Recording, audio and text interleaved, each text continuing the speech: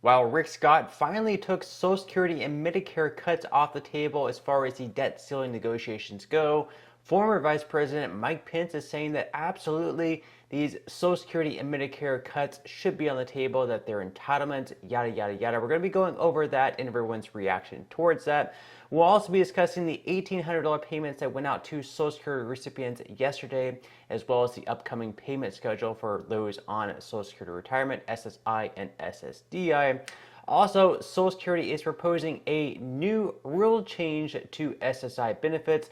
We'll dive into what that can mean for those of you receiving SSI. Now, before jumping into the first news story for the day, if you would like to receive up to 12 free stocks from Webull, you can always sell those stocks for what they're worth. They should be valued at least $50 or more, and then you can transfer that cash back to your bank account. So if you are interested in this offer, in a pinned comment below, I will leave a link where you can receive just that. So in our first story for the day, Mike Pence breaks with Trump on Medicare and Social Security. So former Vice President Mike Pence said Wednesday that cuts to Medicare and Social Security should be on the table for the long term, differentiating himself from former President Donald Trump as he considers a run for the Oval Office. He said, quote, "We're looking at a debt crisis in this country over the next 25 years that's driven by entitlements, and nobody in Washington, D.C. wants to talk about it. First off, Social Security is definitely not an entitlement. It's an earned benefit. We're paying into the program our entire lives. It is not an entitlement." Now, former President Donald Trump said about a week earlier that under no circumstances will we allow anyone to cut Medicare or Social Security for our nation's seniors. He is absolutely right there. He said that on Monday in a speech to Club 47, which is a nonprofit group supporting his re-election. And he says, we're not going to allow that. They paid in and you can't allow it and you shouldn't allow it. He's absolutely right there. You pay into the system your entire life, these 6.2 to 12.4% benefits. And you can't strip people of the benefit whenever they paid in their entire lives. It's an earned benefit. So here is Mike Pence in his interview on MSNBC saying that Social Security cuts should absolutely be on the table. I'm glad to see the Republican majority saying we need to use this debt ceiling to start us back in the direction of fiscal discipline. But look, we all know where the real issue is in terms of long-term debt for the United States. And that is that, while I respect the Speaker's commitment to take Social Security and Medicare off the table for the debt ceiling negotiations, we've got to put them on the table in the long term. And right now, President Biden's policy is insolvency. Okay, so first off, once again, why are we even talking about cuts to Social Security? It is a funded program. People working pay into the system 6.2% if you're an employee. If you're self-employed, you pay in 12.4%. This is where they get the money. So there is going to be a shortfall in 10 years where people are going to receive a benefit 20% less, but we need to figure out a way to fix that. This is not something that we should be cutting completely. It is not an entitlement program. People are not receiving this money for free. People are paying into the system their entire lives, and quite frankly, whenever they're receiving the benefit, they're receiving a whole lot less than what they should be receiving.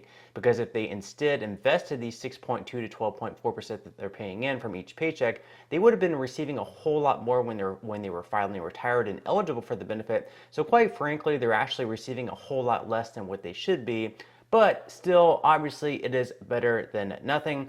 Now, I can pretty much understand why Pence, of all people, would be okay with Social Security being cut and, not receiving any type of benefits, because he really does not need Social Security. I mean, he would be completely fine if he didn't receive any type of retirement, because let's go ahead and dive into Pence's net worth and salary.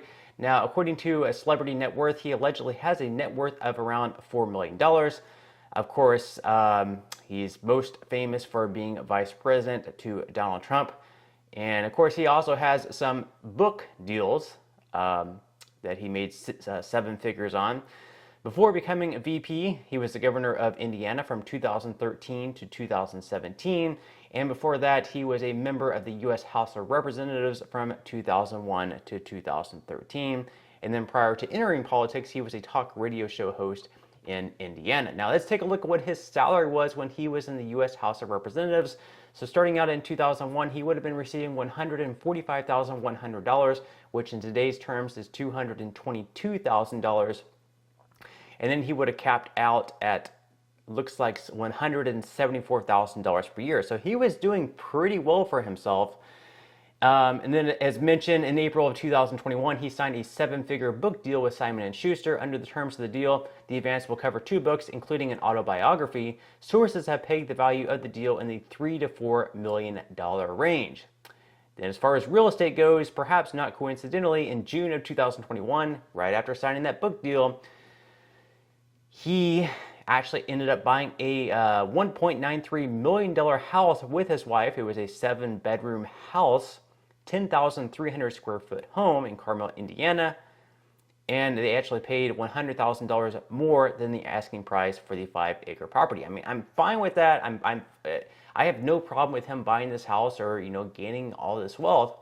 But if you're completely fine yourself and you don't need Social Security retirement, you shouldn't be speaking for all of Americans saying that we should gut it all together. I totally get that you don't need your Social Security retirement benefit, that you have tons of investments, you have a $1 million house, you're doing well for yourself, that's great, I'm happy for him, but does not say that we're going to cut everyone's Social Security benefit. Not everyone lives in a 7-bedroom, 10,300 square foot home like you do, Mr. Pence. So obviously, you don't need Social Security, Mr. Pence, but the good thing is you don't actually have to receive the benefits if you don't need them. You just have to never file for Social Security benefits. I mean, for example, Donald Trump is 76 right now.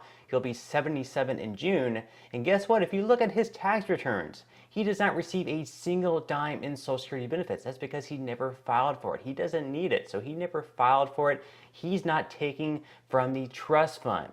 But, I mean, if you look at Joe Biden, you can't exactly say the same, because if you look at his tax return back in 2021, they're filing. Between him and his wife, Jill, they received $54,665 from Social Security, so he is actually one of the leeches of the Social Security Trust Fund.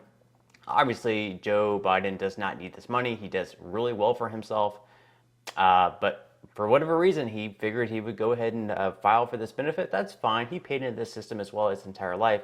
I guess he deserves it, but does he really need it? I don't know. Probably not. Donald Trump decided to never file. Joe Biden is. You can kind of take from that how you will. So again, I mean, if you think that Social Security should be stripped, Mr. Pence, perhaps you should just decline the benefit and never receive Social Security benefits. It's really as simple as that. Now, moving into some other news, of course, people who are on Social Security benefits, you would have received your payment yesterday if you have a birthday on the last Wednesday of each month. Those payments on average are $1,827. It could be more, it could be less, depending on what you're eligible to receive. So it says this will be the third payment made by the Social Security Administration during February. This time it's termed for those who were born between the 21st and the 31st of any month. The first payment made by the SSA in February was on the 8th. On that occasion, it was termed for those born between the 1st and 10th of any given month. And then on February 15th, the payment was sent out to those born between the 11th and 20th of any month. Now, as far as Ssdi goes, it's the same exact thing as Social Security retirement goes. So on February 8th, you would have received your payment if you had a birthday falling between the 1st and 10th of any given month. Then on the 15th, it would have been sent out for people born between the 11th and 20th of any given month. And then, of course, if you were born on the 21st through the 31st of any given month, you would have been receiving your payment yesterday. Now, as far as SSI payments go, you will be getting one coming up on next Wednesday, which will be on the 1st of March. Then you're actually going to be receiving a second payment on March 31st. That is going to be a Friday. The reason you're going to be getting two payments in the month of March is that because April 1st falls on a Saturday, and anytime the 1st of a month falls on a Saturday or holiday, you end up receiving your payment on the prior business day that is not a holiday. So there's going to be no payments in April, so you will be getting two payments in the month of March. Just keep that in mind. You're not going to be receiving a payment in the entire month of April, so make sure that you budget accordingly. Now, in addition to that, Social Security is also proposing a change to SSI benefits. So the Social Security Administration is looking to make a big change to the way that it determines monthly payments for people with disabilities receiving supplemental security income benefits. Currently, SSI beneficiaries can see their payments docked often by 1/3 if someone else regularly provides them with meals or groceries. but under a new plan that would change. In a proposed rule published this month in the Federal Register, the Social Security Administration said it wants to update its regulations to exclude food from the way it calculates what's known as in-kind support and maintenance. In addition, the agency intends to tweak its definition of income to allow for this exception. They said, quote, "We have historically included in-kind receipt of food in our consideration because of food assistance helps people meet their basic needs. However, the complexities of our current food policies may outweigh their utility." They also said that the current requirement for reporting in-kind food receipts could discourage SSI applicants and recipients from receiving an often informal but important form of help. So let me know what you think about that potential change in the comment section below, or any comments that you have about any of the stories that I had in today's video. Would definitely be interested in reading them. But that's all the news that I have for today's video. Hope you enjoyed. If you did, make sure to give this video a like, subscribe to my channel if you have not already, and I will see you in the next video.